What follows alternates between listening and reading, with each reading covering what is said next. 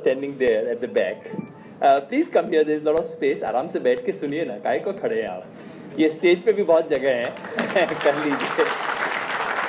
I have your Vice Chancellor's permission that you can actually come and sit on the stage. There's a lot of space here instead of being cramped here. This is exactly what Indian democracy is about. You know, people crammed in one little place, and then this huge, sprawling, open space available for 4 people. So we don't need to do all that, you know. You can occupy this space reasonably well. Honorable Vice Chancellor, Honorable Registrar, distinguished faculty of the university, and research scholars, students, I'm most delighted and honored to be here to speak to you in this eminently distinguished lecture series. As I was mentioning to you, Vice Chancellor, the one language I really wanted to learn, other than the few that I do, is Kannada. And the reason for that is that the reasons are external, partly because Kannada has had more Gyanpith awards than any Indian language. And some of the people I've respected most for their intellectual contribution. You know, when you read somebody in translation and you say, okay, if only I could read this person in original. That was D.R. Nagaraj, that is Devanur Mahadev, that is Anantamurthy. I almost felt, you know, if I can read them in original. And that's really one of the regrets that I could not learn this, you know, language so rich in its cultural heritage. So I'm afraid I'm constrained to speak in English, which may be of some benefit to some of our friends here, because if I spoke in Kannada, that would be difficult for you. So it's a happy coincidence. While I'm honored and very happy to be here, I cannot say that it's a very happy occasion that brings me here. I would not pretend and say that I've traveled all the way here to give this lecture. What brings me here is a yatra that we begin tomorrow morning. Some of my colleagues, I see Sharda ji, I see Abhik Saha from Bengal, Sharda ji from Delhi. Some of our colleagues here are starting a yatra tomorrow morning, on 2nd October, to the worst drought-affected areas of our country. The country has experienced second successive drought. Today is, you know, we can say officially today, because today is 1st of October, 30th of September is when the government of India officially closes its monsoon count. And by that, we are 14% deficit, 10% or more is considered a drought. At least 20% of the area of the country should be affected by a drought. As of yesterday evening, it was 39%. So nearly 50 crore Indians are affected by the drought in the country today. And we happen to be sitting very close to the worst affected belt of the drought in the country. So tomorrow we would begin from Yadavs and go to Raichur district, from there to Telangana, Maharashtra, Madhya Pradesh, Uttar Pradesh, finally to a bit of Rajasthan and South Haryana. Just to understand, for the next 2 weeks then, beginning tonight, we would stay only in villages, travel to villages, no public meetings, no demonstrations, no demands, just understanding the plight and the resilience of Indian farmers. This is what we want to do. And before I begin speaking about the topic that I'm assigned to today, may I request you to just pay some attention to the fact that our country is passing through such a tragedy. It is an invisible disaster. You see, earthquakes are visible. You get photographs, you get footage, you have a sight, you can go and say, okay, this is happening in front of my eyes. Drought is an invisible disaster. The consequences are felt slowly, and they are spread out in ways that it's very difficult to capture. And for that reason, very often, certain parts of our country do not notice that the other part is suffering. That there is a drought in the country, which is nationwide, is something which is actually not known to the media consuming population of our country. That the girl was murdered by somebody who lives in Mumbai is a national news. That there is a dengue in Delhi is a national news. That there is a drought in this country affecting 40% of our rural areas is not news. So we need to think hard about it. All I would say to all of you is to, I'm sure many of you do come from rural areas. Can I just ask you how many of you actually come from rural areas? That's really encouraging, sir. I'm really encouraged to see this. Because my association with some of the elite universities and some of the central universities, which are very elite in this country, is that they really have very little to do with this country called India. There's a different country that they live in. So someone can say one country is called India, the other country is called Bharat, and so on. But I'm very, very happy to discover that so many of you are directly connected. And in that case, your responsibility is double.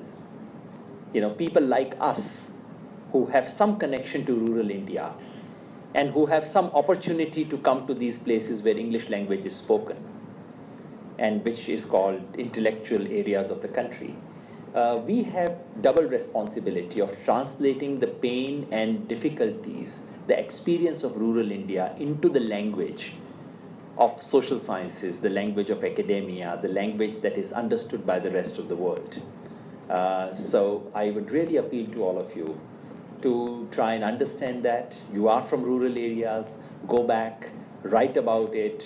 For the next 2 weeks, we would carry out this yatra, simply talk about the experience. Please follow our Facebook, Swaraj Abhiyan Facebook, or my Facebook page is Yogendra Bye. I hope you don't mind this advertisement break. So Yogendra Bye is my Facebook. Please follow the yatra. Just follow the experience of the drought. Yatra is not that important. What we are going to experience and what we want to witness and report, that is what is important. So please try and convey it to as many as you possibly can. Involve them in this, so that the country must experience the pain of the farmer, which is what we have stopped experiencing. So I'll stop this part here and come to the theme that has been assigned to me, which is the role of the youth in Indian democracy. I could begin with some platitudes. I could begin by saying the future of India belongs to its youth. But I won't, because it's trite to say this. Every country's future always belongs to its youth. And more than you belonging it to you, someone who's born this afternoon, it belongs to that person. So to say that the country's future belongs to the youth is a statement that has no weight, which has no value. I don't know why we keep saying things of this kind all the time. These are statements which have no weight or value, which only goes on to show that those who are born young will die later than those who are of my age. I mean, this is really hardly saying anything important. I would also not say something else, which is again said very commonly, which is the youth are revolutionary. It's not right, but it's false. I don't think that's true. A few weeks ago, you had thousands of youth in Gujarat demanding what? I should get more reservation than this other fellow. And thousands of them come out on the street. There is law and order situation. The whole state is held hostage. I don't mean to comment on that movement. It may be right, it may be wrong. This is not the platform to discuss what is right and what's wrong in that. But it's clearly not revolutionary. They are following a very ghisapeta agenda, which has been used don't know how many millions of times in this country. So it can be anything, but it is not revolutionary. So it is simply not true that the youth are always revolutionary. I wish that was true, but that is actually not true.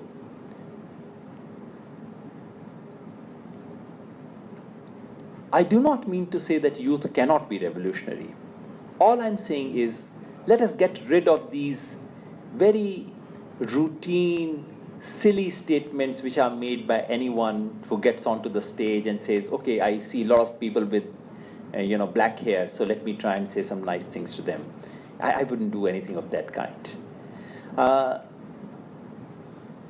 Let's get serious. Let's try and understand the role that the youth can play in the shaping of our democracy. Let me also try and define the word democracy in a somewhat different way, so as to get to the heart of what I wish to talk about. We all love democracy.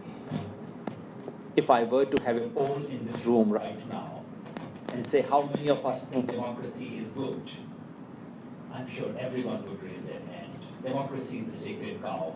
No one dares say anything against democracy, because we all think democracy is nice, wonderful, etc., etc. If I were to ask another question, this is a game I've played so often, but you're too senior for me to play this game with. I usually play this game with, BA students and so on. The second question I usually ask is, how many of you think that politics is a nice thing? 4 or 5 years ago, hardly 1 or 2 hands would go up in a room. These days, about 10 or 15 hands go up in the room to say politics is a nice thing. But the overall consensus is democracy is wonderful, politics is bad, dirty. This is the overall national consensus. There's something very hypocritical about it. And why? Because just try and understand the third question. The third question I usually ask is,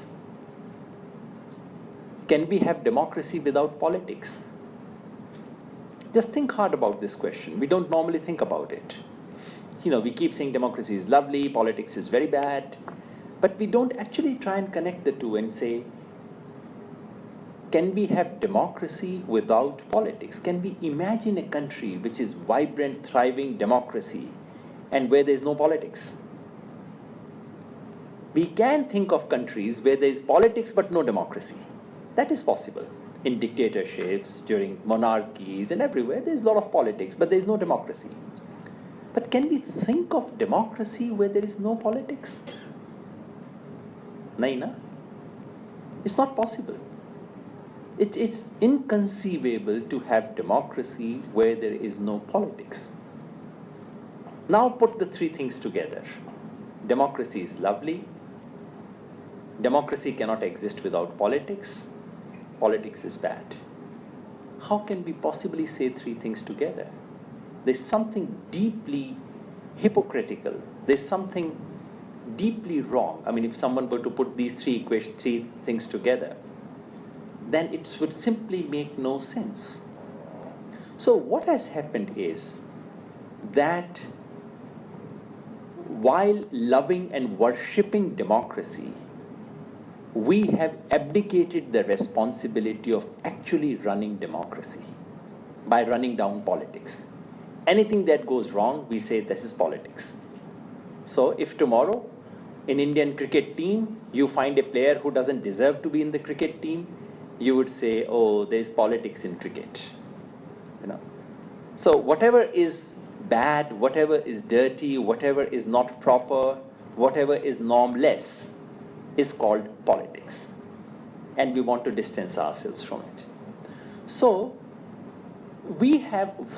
while formally worshipping democracy, we have actually abdicated the responsibility of taking democracy seriously and running democracy by distancing ourselves from the activity which is essential for democracy, namely politics. All right? Just think about it. This is a game you can play later with your friends. You can play it with yourself to begin with. Therefore, let me rephrase the word here.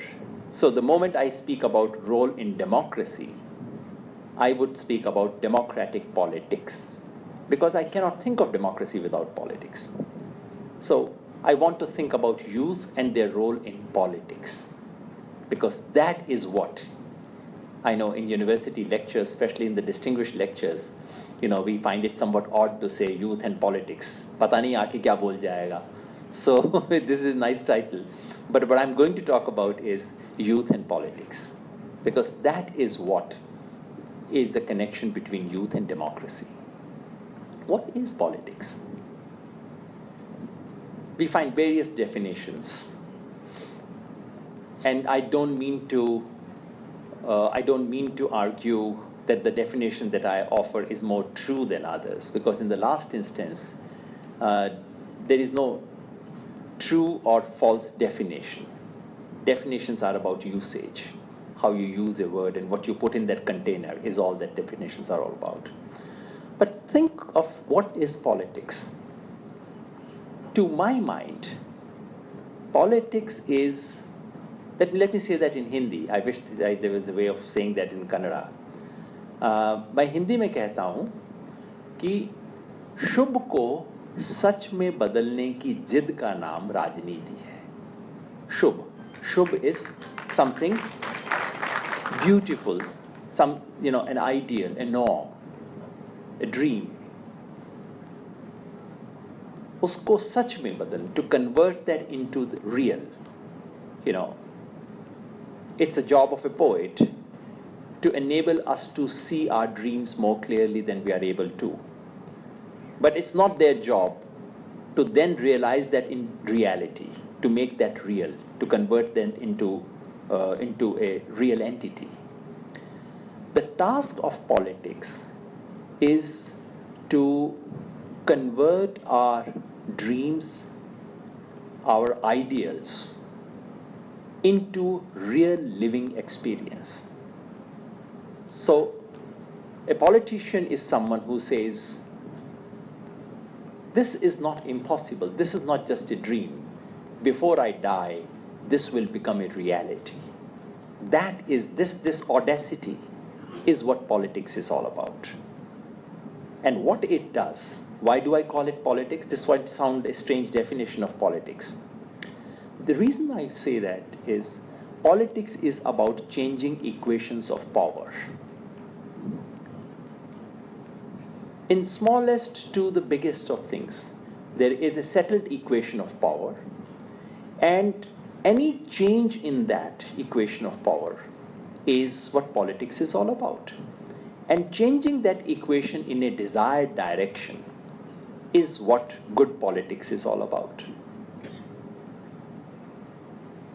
From the smallest to the biggest, the moment it was announced that someone was going to offer flowers, I started cringing, because I thought some girl will come up now on the stage with a nice sari, with some veni and so on, and would hand over flowers, the way it's done in most of these places, which is so crass, which is so stereotypical, which is such a statement on gender stereotypes. I'm very happy that your university did not do it. But these are small power statements. These are power statements.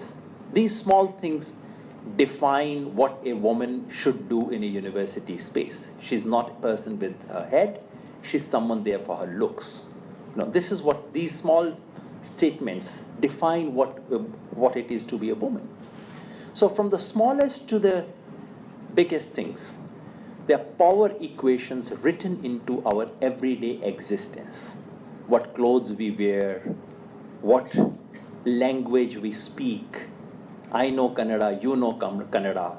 We can easily speak in Kannada, but I try to impress you by speaking English, which is wrong anyway, which is grammatically incorrect.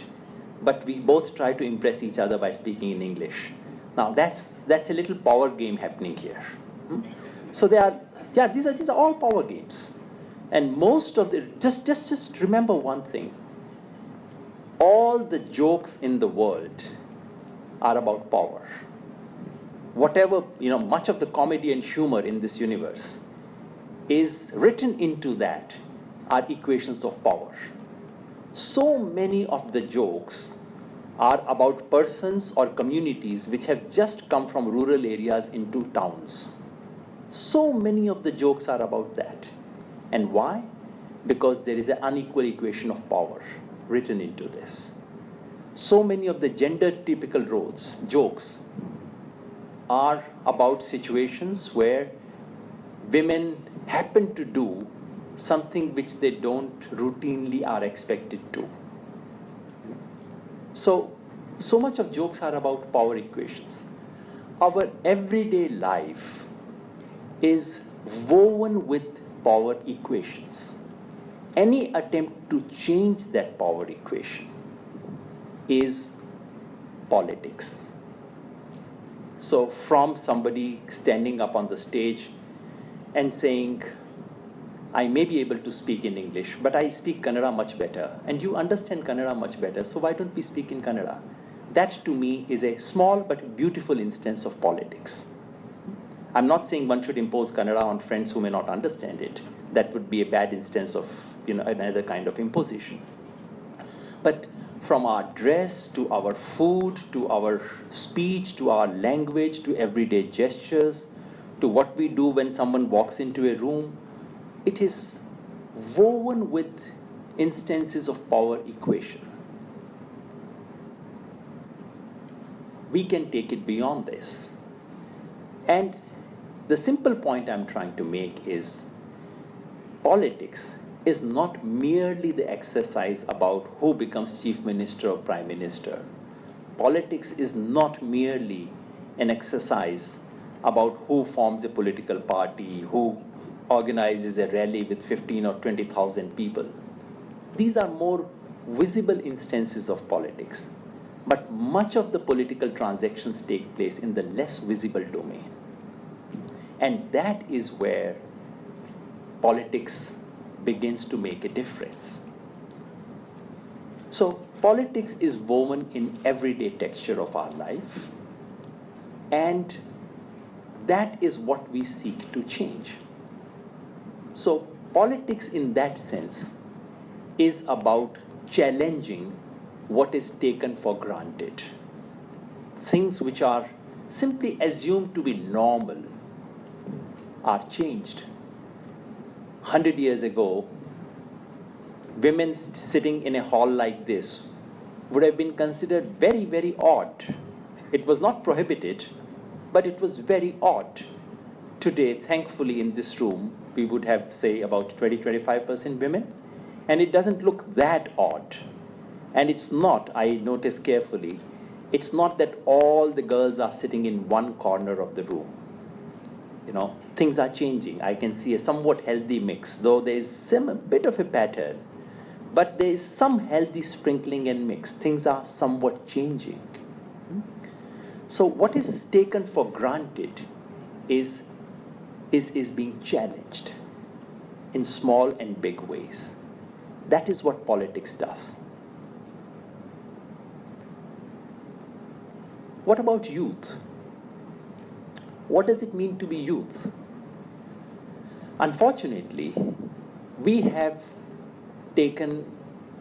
all take a simple biological definition of being young, which is to say, if your hair are black, if you are below 35, Government of India says, you must be youth. Well, if that is the case, what is so special about being youth? What makes us think that youth are carrier of something very, very special? It's just a stage of life that all of us pass through. The reason why I say it is this. Every day in newspapers, you hear news about youth leaders. The other day, I was on television, and they said, in Bihar, there is this young Turks. What would be the role of the young Turks in Bihar election? And who are these young Turks? One is the son of Ramvilas Paswan, the other is the son of Lalu Prasad Yadav. So these are, they don't even know what young Turks were, what they did in Turkey, what did it mean to be young Turk. But the fact that there are two people who look younger than their parents did, obviously they would. So we think they are youth. And then we say, what does the youth of Bihar think?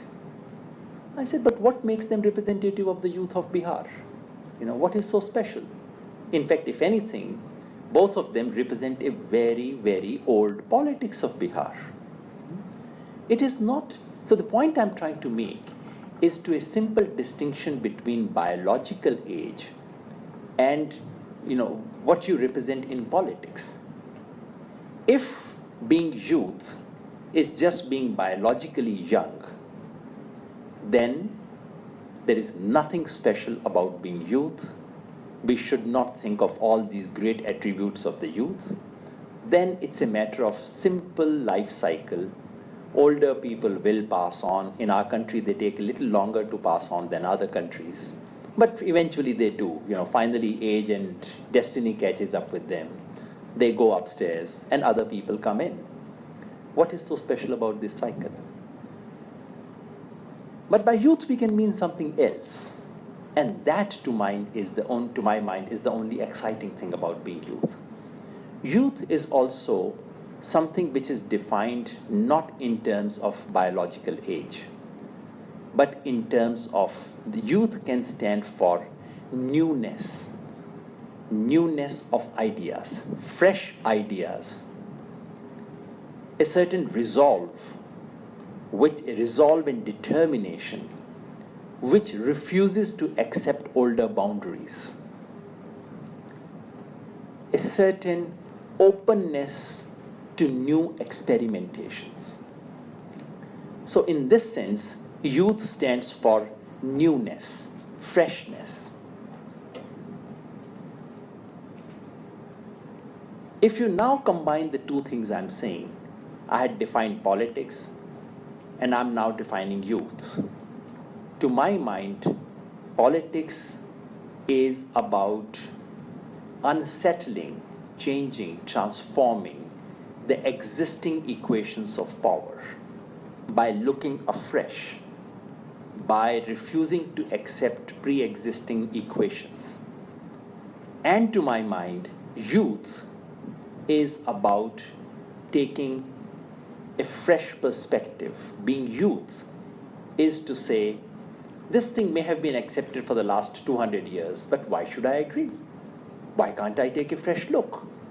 That to me is the attitude of the young. Someone who takes this attitude, whether it's your vice chancellor or someone sitting here, that to me is the youth. If so, then there is an intrinsic connection between politics and youth, but only in this sense. If you look at it in this term, then politics is an activity, not politics of all kinds. I should have made one more clarification. Politics, there are kinds and kinds of politics. There is a politics of giving more privileges to the already privileged. That is also a way of changing power equation. So we are tilted, let's tilt it a little more. That's also politics. But the kind of politics I'm talking about is one that seeks to correct it, which says, let's make it more equal, which to my mind is what I call alternative politics. And alternative politics for me is not just political alternatives. There are all kinds of political alternatives. Party A goes, party B comes, B goes, A comes back again. So this alternation game goes on. That is not alternative politics. That's routine political alternatives. Alternative politics is when the agenda of politics is changed, when pre-existing norms of politics are challenged, when a new political culture is brought in, which is what the country experienced in the last 2 or 3 years. But I'll not get into those details and specifics. So the point I'm trying to make is that there is an intrinsic connection between politics and youth, between democratic politics and youth. And that intrinsic connection is this thing called alternative politics. Search for alternatives, a bold search for alternatives, a determination to change the world the way it is, and a willingness to experiment with new ideas, new policies, and a refusal to accept things as they are. This is what is the essence of politics. And this, to my mind, is also the essence of what it means to be youth. In that sense, there is indeed a deep connection between democracy and youth. In this sense, youth can play a very crucial role in shaping the future of our democracy, but only if they actually become youth. In this definition, you cannot say I'm youth because I happen to be below 20, below 25, below 35. You have to work towards being a youth. You have to become a youth. You have to prove it to yourself that you are young, that you can actually be open-minded. That's something we have to really work hard at. Let me talk about two areas in which the youth can actually play a role in transforming the nature of our democracy. So I'll just talk about these two examples and conclude what I have to say. What do we associate with student politics?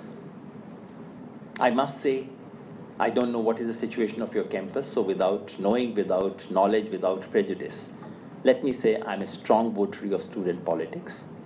I think campuses which are political, where politics takes place, where politics is allowed to take place, they are far more healthy campuses. And campuses where politics is prevented finally become very unhealthy campuses. So,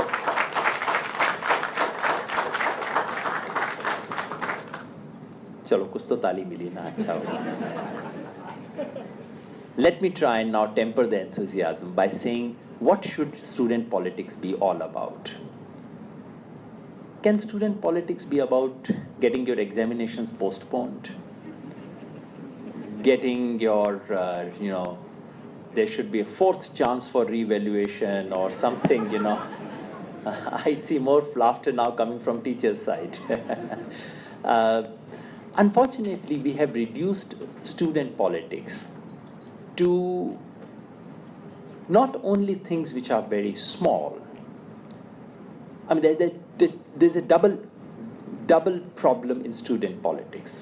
One, student politics has, over the years, that's the problem. If you do not allow student politics to take place in a healthy way inside university campus, then it comes up in very distorted ways. And there are two things that begin to happen. Number one, student politics is about self-interest of the students as a community. So student politics becomes a bit of a trade union politics. So what is my interest as student? My interest as student is my fee should be low, examination should be delayed, my supplementary examinations should be more often, I should have more reevaluation, all kinds of small things keep happening. And it becomes, Lenin had said this about political movements. Lenin had used the word economism about many trade union movements. And what he meant by economism was that many trade union movements, when they speak about the interest of the labor, after a point, they start getting into such small and petty demands that they stop serving the interest of the very class which they are meant to serve. This is what is happening to student politics. Student politics is assumed to be a politics about the self-interest of the student as a group, and therefore gets reduced to these small and smaller and trivial and even more trivial demands. But if you take my definition of alternative politics, then youth politics cannot be about the self-interest of students and youth as a community. In this definition, the youth of this country, no matter where they study, what they do, they have to be worried about the drought in this country. You are not farmers. And once you enter university and start speaking a bit of English, of course, chances of your being farmer are now zero. You would never become farmers. But that cannot mean that your politics is not the politics of the farmers. That farmers' interests, the plight of the farmer, the plight of the poor, the plight of the housemaid, why should that not be the interest? Why should that not be the focus of youth politics? So youth politics has to take up the agenda not just of its own self-interest, but the interest of the entire society. Youth politics has to take up a new agenda for India. What should India be like 50 years from now, 100 years from now? That has to become the focus of youth politics. And in that, I would suggest two things that you can take up. I'm not saying that other things are not worth taking up. There are lots and lots of things worth taking up, but there are two on the top of my mind, and I thought I would share that with you. One is about education itself. Youth politics.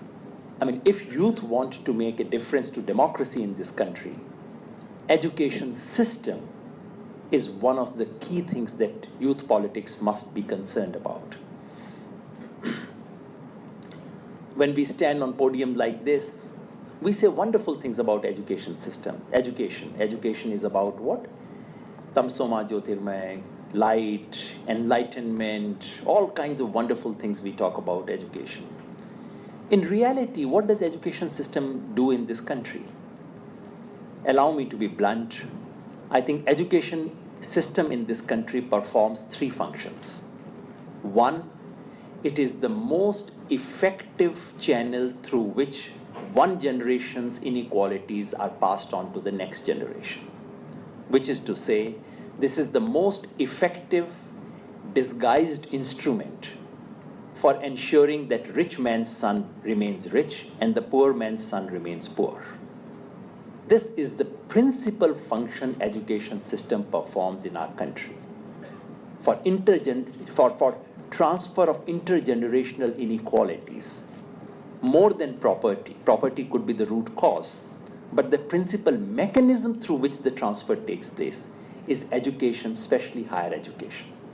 So this is the one function education system performs, to make sure that the rich remain rich, poor remain poor. Second, it is the most effective instrument for distancing us from our own country. Most farmers would tell you, अब तो university चला गया या college में पढ़ गया, बच्चे को पढ़ा दिया, ना तो नौकरी मिल के काम का बना, नौकरी भी नहीं मिलेगी, और वापस आके हल को भी हाथ नहीं लगाएगा, है ना? This is one thing education system achieves for us, which is to say, create, in a sense, it sort of deepens a sense of alienation from our own society. We learn to hold our own parents, our society, our families in contempt. We learn to distance ourselves from our own culture. We learn to imitate things which are not our own. So it is a very powerful instrument of cultural slavery. And third, education in this country, unlike many other countries, is an instrument for strengthening our stereotypes and our prejudices. This is the only one respect in which I sometimes like universities in the West. Western societies are as prejudiced as we are. All societies in this world carry prejudices and stereotypes. But when you enter a university campus, at least some of the better university campuses in Europe and America that I've seen, inside a university campus, people are very scared of repeating those stereotypes. University campuses in the West are places of liberal attitudes. Allow me to say, it is the other way around in India. In society, you find some prejudices, but our IITs and IIMs, some of our elite universities, They are the real hardcore den of superstitions, of social prejudices, of complete, this is cussedness, the cussedness of the privileged. In this Ayn Rand sort of philosophy, I'm rich, what's wrong with that? I'm privileged, so what? This is what our university campuses mostly are. So, what our education system does right now is that it secures inequality, it reinforces cultural slavery, and it deepens our prejudices. Can we challenge that? That anyone who challenges these in our university campus would be true revolutionary radical politics. That would be truly democratic politics. I call it democratic, not just revolutionary, because if you read the preface to our Constitution, the preface of our Constitution says exactly the opposite of what actually happens in our universities and our education system.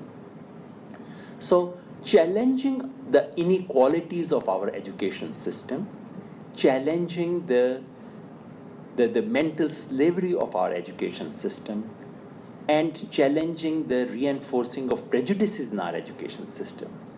This is a threefold challenge that I think the youth must take up.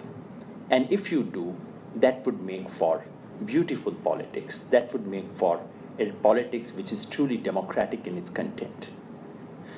The second thing that I wanted to talk about, and the last one in today's lecture, and please let me again say to you that I'm picking these two because they are on top of my head, not necessarily because these are the only two things worth taking up, but because it just pains me how much we ignore this in youth politics. And I would be very happy to talk about anything else that comes to your mind and you wanted my responses on that. The second thing is about the plight of the farmers in this country. Farmers are a country within this country, which this country has forgotten. We just don't care. The truth is, the drought which is taking place in this country, as far as the English-speaking elite media is concerned, this drought could be happening in Ethiopia. We are as far away from this reality as we are from Ethiopia. I can tell you, that's why I was so happy to see so many hands go up when you said you are connected to villages. But when I travel to some of our top universities, top places that we Indian feel tend to take pride in, because we take pride in anything that the West approves. Whatever they approve on us, we take pride in that. So when I travel to those universities, honestly, I get a sense that their distance from this country is more than their distance from Africa. To the educated, I give you a simple test of your literacy, and I would not administer it right now so as to save all of us embarrassment. Simple test of literacy about this country. Pick up the 3 M's from Northeast, write one sentence about them.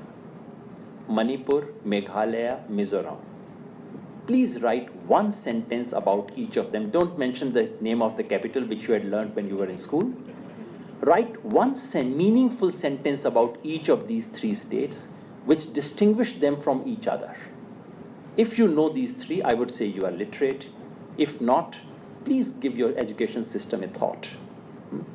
So the distance between the reality of our country and what happens in these elite educational institutions is so much that honestly you could be speaking about Ethiopia. Ethiopia is, this is the distance between the nearest village and universities could be that much. Farmers are a country within this country that the country doesn't bother about.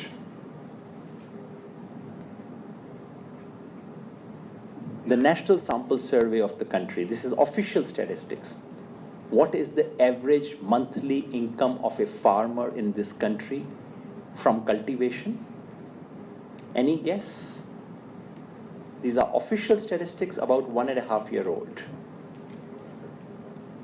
average monthly income of a farmer, which includes the income of the grape growing farmers of Maharashtra, the wealthy farmers of Punjab, and the poor farmers of Bihar and Odisha. If you take a national average of monthly income, what is the monthly? 2,700. Yes. This is the current figure is 3,081 rupees per month. And this is per family. Remember, it's not one person's income. 3,081 rupees. This is less than the wages for manual labor. If that person were to get Manrega wages for 15 days, his income would be more than this.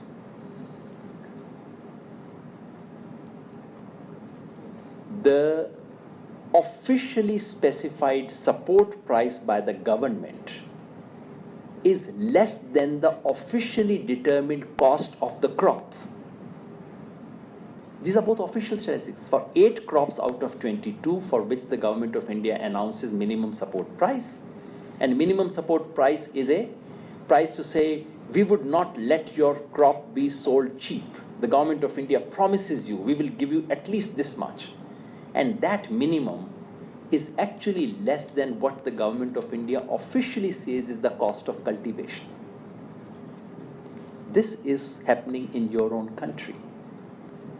I could go on and on and on about it. But just do remember, there is a country next to where you live, and you might wish to visit that country. You might wish to get to know about that. There's something to be learned there, something to be connected to there. And any attempt to challenge and change the fate of the farmers in this country, to my mind, that is what true politics is all about. I have used the word alternative politics, I have used the word true politics, I have used the word politics sometimes. Allow me to insert one adjective before I close. To my mind, politics is the Yogendra of the age that we live in. What is a Yogendra? Yogendra is an activity which is central to that particular era in human life.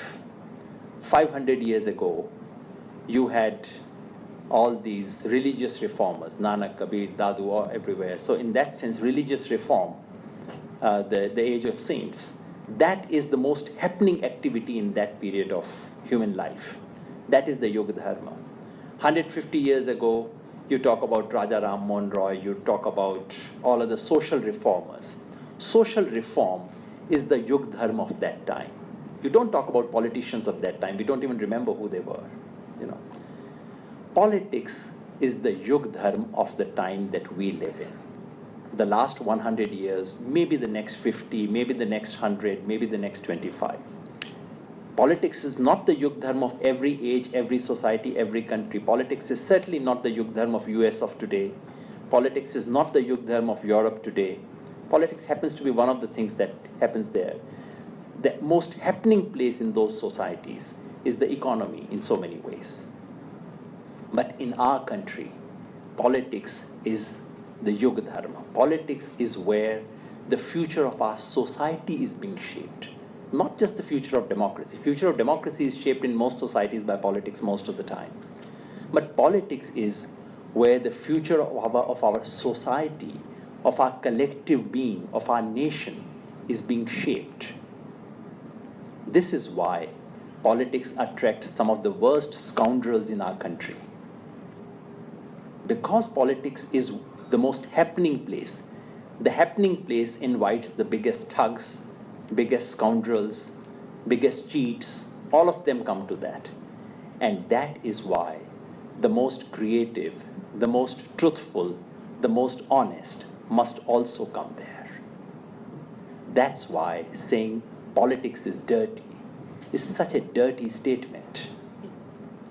It is such an irresponsible statement. Politics is Yogendra. And one of the things you want to check, if you had any doubts about politics being Yogendra, Just look at those who got Gyanpith Award from Karnataka and ask yourself, did they have some connection with politics? What was their connection? What shaped them? I think about Hindi songs, which I love. And I ask myself, who wrote these great Hindi songs? Not just political songs, love poetry of Hindi. Much of that is actually done by people who were deeply inspired by politics. Some of the best literature of the 20th century came from contact with politics. Some of the best cinema came from politics. I'm told Indian science was most vibrant when it had connection with our nationalist politics. Some of the best experiments in alternative science have taken place by those who actually went to rural India and got involved in political experiments. So, my friends, politics is very much the yug dharma of the society where we live in. And if, as youth, you feel up to taking this yug dharma, then all I can do is to say welcome. Welcome to the shaping of this country. Thank you.